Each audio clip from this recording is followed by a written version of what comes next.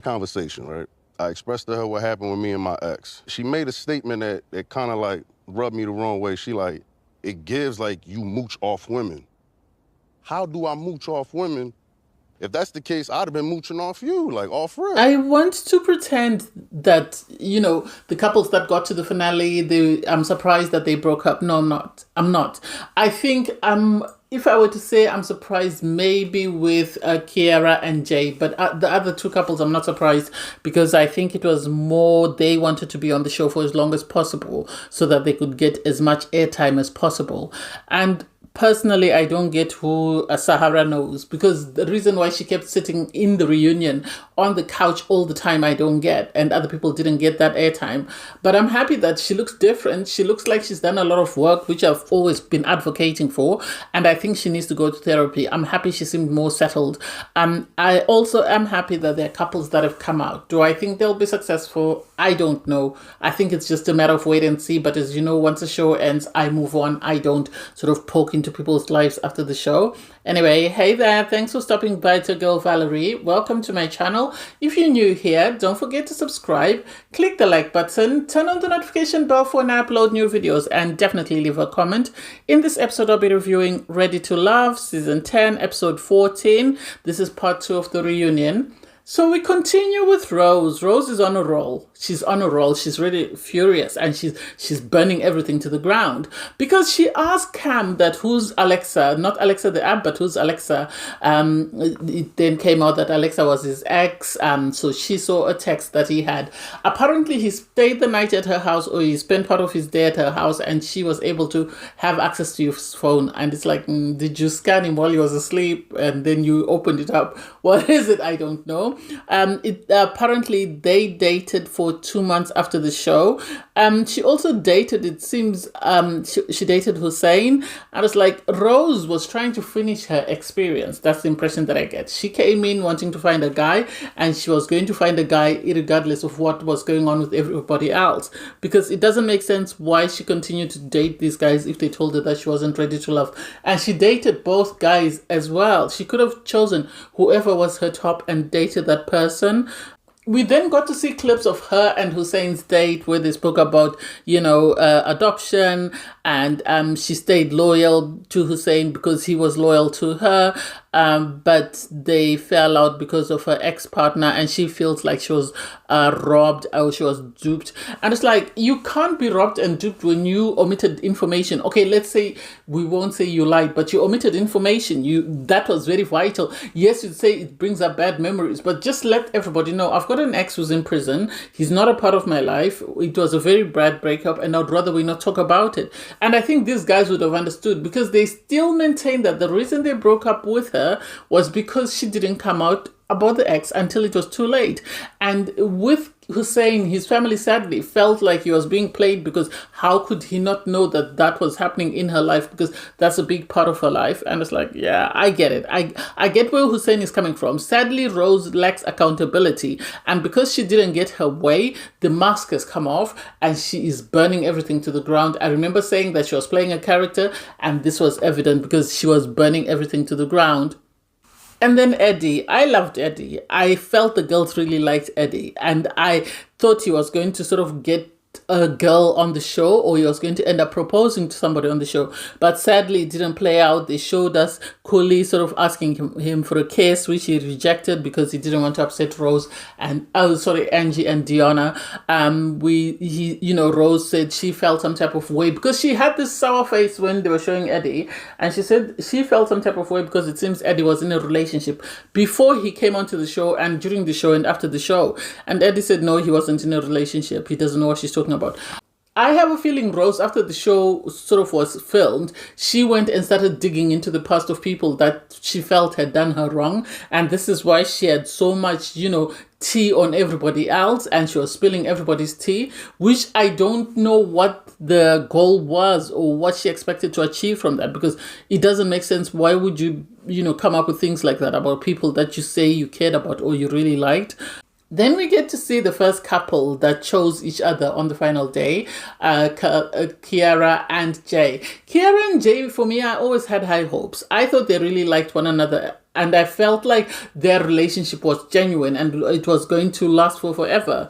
But it seems they did date, they did agree to pick each other. They spoke about the situation with Sahara. Sahara said she knew that, Kiara was always his number one. We couldn't get an honest answer of why Sahara tried to meddle in that. I feel it's production led. I feel like producers are the ones that pushed for that sort of sit down, because you could see Jay when he was massaging her, he was trying to sort of keep his body as far away from Sahara as possible, as though he didn't want her to kiss her or give her any inappropriate signals. And then we find out that, they had a falling out, because after the show finished filming, you had Jay ask for a break. He wanted time away. He asked for a week. She gave him a week, and then he said, no, I need a bit longer. He was exhausted because they were filming for hours on end, and he wanted a break, but she didn't want that.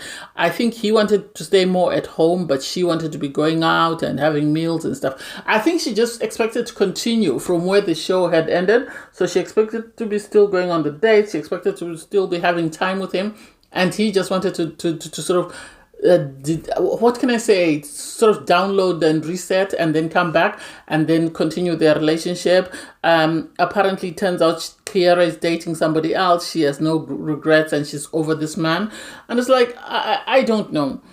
And the question becomes, did you really like this man, Kiara, or were you just dating him because he's the only one that was available? Because you can't have been chanting, my man, my man, my man, and then suddenly you're on to the next person and you're doing the same thing, my man, my man, my man.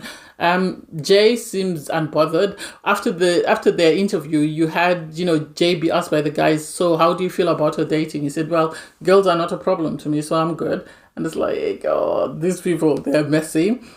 And then we had Deanna. Deanna, for me personally, she always came across as someone who felt like her job was more important than anybody else's job. That's the impression that I got from her, in the sense that when she spoke to other people about their jobs, she made it seem like their jobs were nothing. Her job was the most important job ever.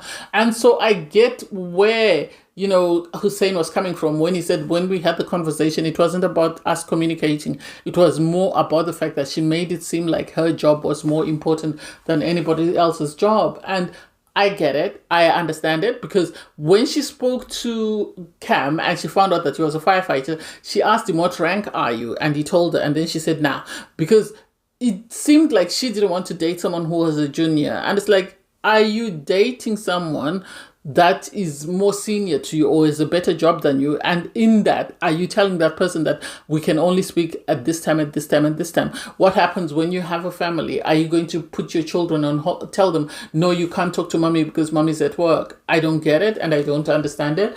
Yes, they did try to address that, but I still was left confused.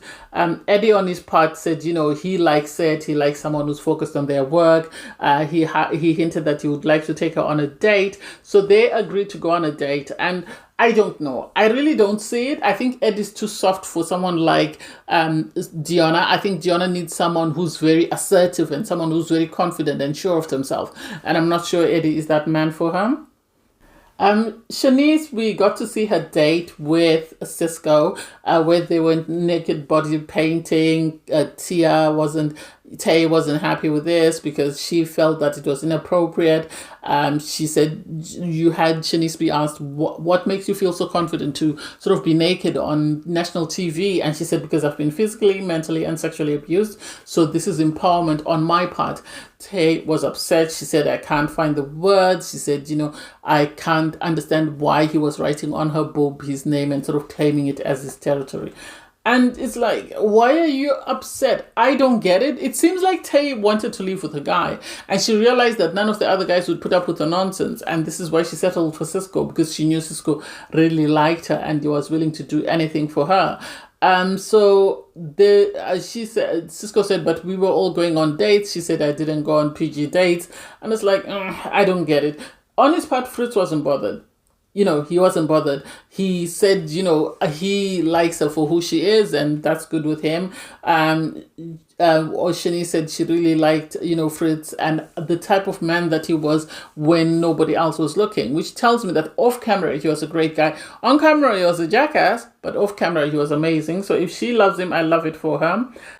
Tay and Cisco then got to sit down. We got to see sort of their clips up until they sort of chose each other. And Tay, am I surprised with the outcome for Tay and Cisco? No. I want to lie and say yes, I am. No, I'm not surprised. Because at the end of the day, this girl had an issue with him because he didn't have a job. So for anyone else to fake like, oh, why did she break up with him? It was only a matter of time. She had things she wanted. If Cisco had the qualities that he has and Khalil's job, she would have married him. She would have married him. So she wants the money and the character traits from the same person, and I don't think that's possible. She's either going to get someone with money who's a jackass, or she's going to get a Cisco. So it seems apparently they sort of dated for a bit, but then they broke up because she still couldn't understand why he didn't have a car or a house. He was living in a room, and he was saying he needs someone to motivate him. This is why he wanted a partner, and so she stood her ground. She said no, she doesn't have the bandwidth for that. I don't know if any of the other guys on the show would like her. I think the way she treated Cisco has put all the guys off, and so this is the end of the road for her. She might need to go into the real world and find someone. There was a debate with the girls in the back sort of saying, oh, she can't lower her standards. She can't go for someone who is beneath her. And it's like, well, if he is saying it's going to work, the two of you need to come up with a plan. You need to set goals and tell each other, okay, in the next year, how do you expect to increase your financial income? How do you expect, what are your goals? Do you expect to buy a house? Do you expect to do this? And if he doesn't do it, then she keeps it stepping, because otherwise she's going to find someone with the money, but they're not able to sort of be the man that Cisco was to her. You had Deanna and Eddie having a back and forth conversation saying that the money doesn't matter. And money, yes, it's important, but at times most people with money are very unhappy. So it's a matter of choosing. Do you choose happiness or do you choose money? We then had all the participants sit up on the stage, and it was a closure of the season. We got to see the next season, apparently it's in Detroit. And so Tommy was asking the participants, so who's dating? Fritz and Shanice are dating. Diona and Eddie are going on a date. Angie and Khalil, they're also going on a date. And it's like, I can see it. I can see the three couples that are going on dates. I understand where they are aligned. Everybody else, I think, needs to keep it stepping. They need to find their own person. It was a great season. I can't wait to see Detroit. Anyway, thanks guys for watching. Please don't forget to like, share, comment, and subscribe. Click on the link in my video to watch my review from episode 13. Bye guys.